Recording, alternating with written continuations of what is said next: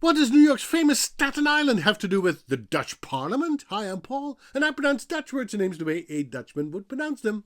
Let's go back to the year 1609 and an explorer by the name of Henry Hudson, a very English name for a very English man who at that time was employed by the Dutch East India Company, one of the very first multinationals, if not the first, and also the founder of the very first stock market in the entire world. Yes, that Dutch East India Company. They wanted Mr. Hudson, who was also known as Hendrik Hudson at that time, to find a new passage, a northwest passage to Asia. But I guess he drifted off a little bit and he stumbled upon what we now know as Staten Island. Yes, that's what he did.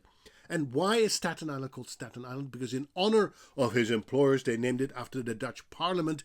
They called it Staten Island, which is named after the Staten-Generaal, which is the word we use for the Dutch Parliament, the Staten-Generaal. So Staten Island was anglicized later on because the British took over from the Dutch and became Staten Island. So Staten is really Staten, harkening back to the Dutch Parliament, the Staten-Generaal. Thank you to Henry Hudson. Have a great day. Tot ziens. Bye-bye.